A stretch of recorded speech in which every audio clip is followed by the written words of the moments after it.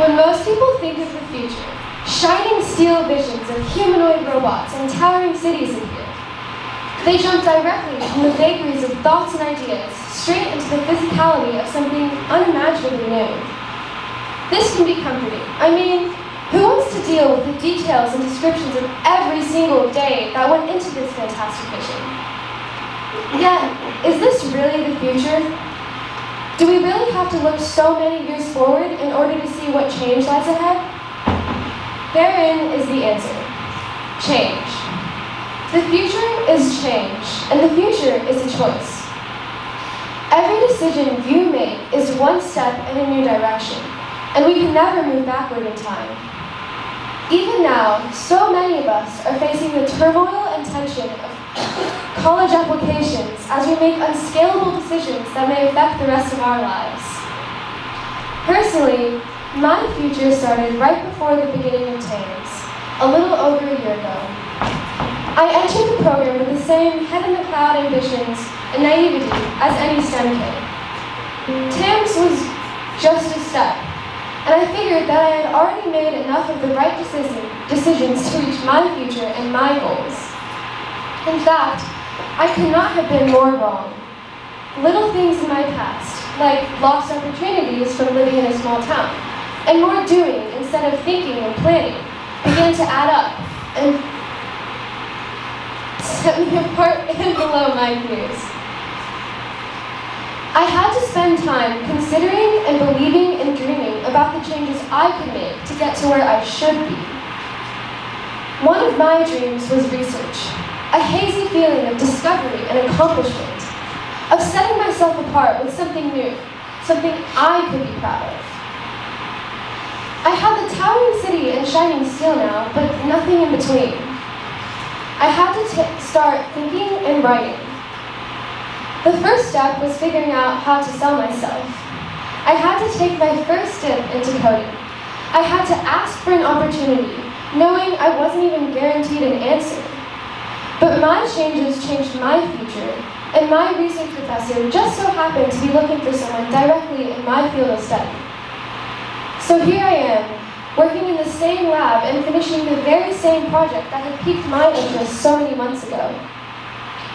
Daydreaming leads to real success, and that success leads to more daydreaming of new opportunities for success. None of that would have occurred had I let myself get carried away with pure aspiration. Before I discuss more scientific aspects of daydreaming, I think it's important to acknowledge the beauty behind it.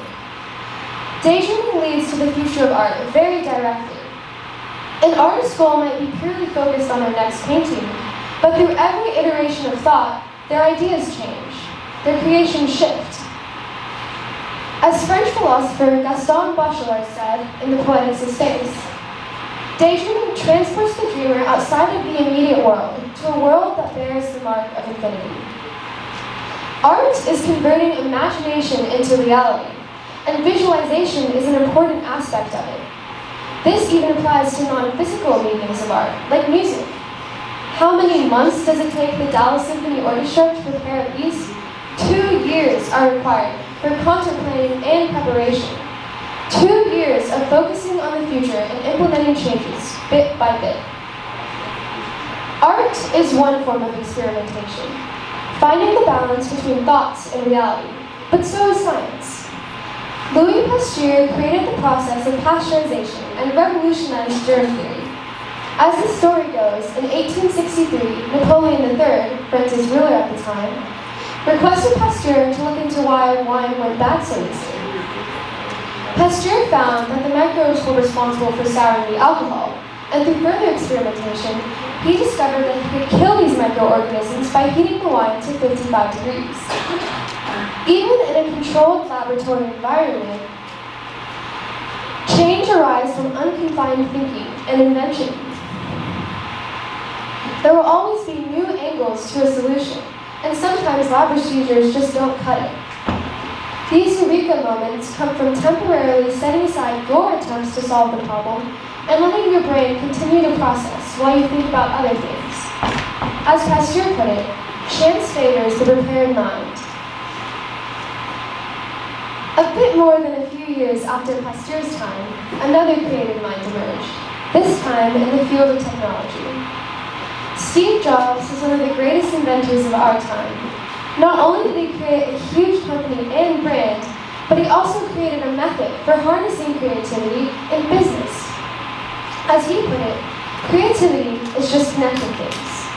The Jobs method has 3 steps: zoom out, focus, and disconnect.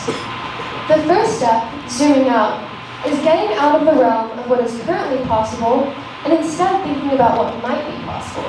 Sound familiar? That's daydreaming. After this daydreaming, give yourself a period of deep thought and fact gathering. This is where you focus on what you want to achieve and work tirelessly towards it, like an obsessive focus or hyper-focus. The last part of the process is disconnecting. If you find yourself starting to go in circles and making no progress on your path to discovery, take a break. Go for a walk and daydream again. Steve Jobs was a masterful innovator who used daydreaming to create the future through tweaks in products that already existed, like tablets and smartphones.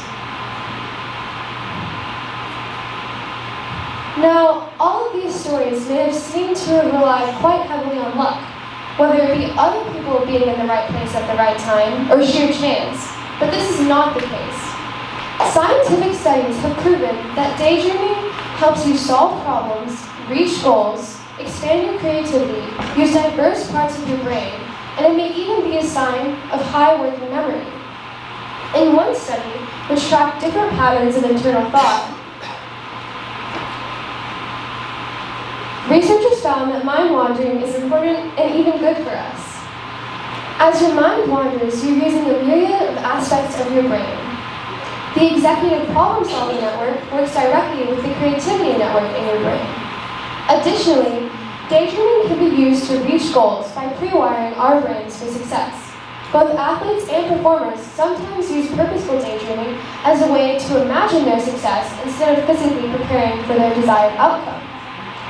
Another study in which college students had 2 minutes to come up with as many uses for everyday objects like toothpicks and toothpaste as possible found that students who daydreamed before continuing to focus on the problem were 41% more creative and more productive in generating ideas. Now that you have the facts, I'd like to leave you with how to actually start daydreaming and take control of your future again. First, pick a time of day and a comfortable location. Then, take a seat and just think.